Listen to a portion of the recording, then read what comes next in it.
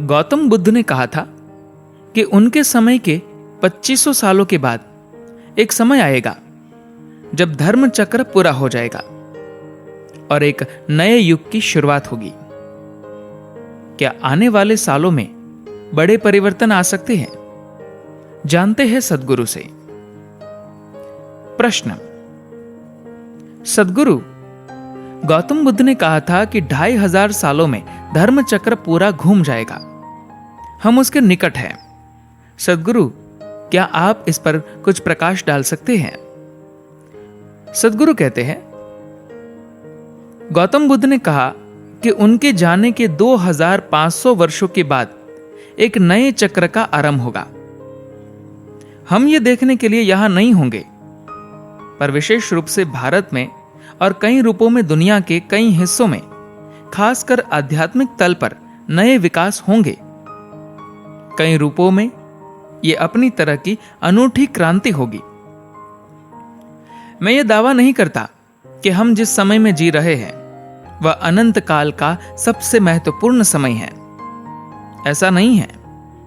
इतिहास का चाहे जो भी समय रहा हो, हर पीढ़ी के लिए वही समय अपने आप में खास था।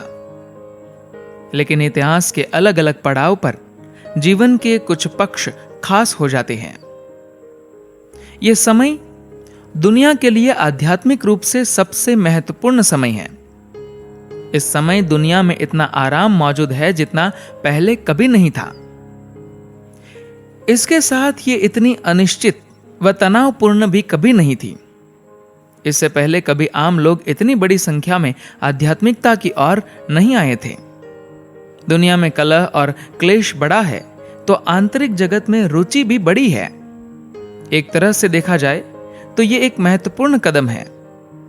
अगर यह प्रक्रिया जारी रहती है, अगर धरती पर लोगों की यह रुचि बनी रहती है, तो ये कई तरह से मानवता के लिए समाधान व मोक्ष होगा। अब तक इंसान की दिलचस्पी बाहरी दुनिया को जीतने में थी।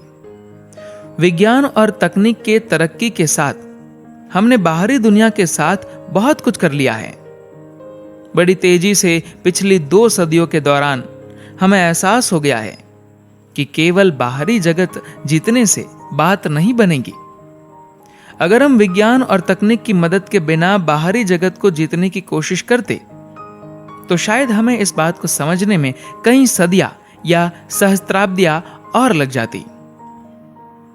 एक समय था जब एक अशोक या एक गौतम बुद्ध को एहसास हुआ कि केवल बाहरी जीत से कुछ हासिल नहीं होगा, परंतु आज दुनिया का आम नागरिक भी इसे समझने लगा है।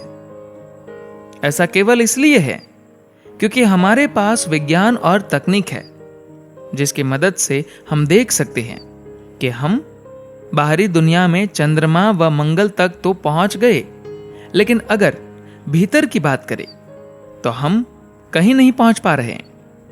ऐसा क्षण आध्यात्मिक रूप से महत्वपूर्ण होता है। यह संसार कहीं अधिक आध्यात्मिक होता जा रहा है, क्योंकि कई रूपों में संघर्ष, कलह और कष्ट अपने शिखर पर है। धन्यवाद।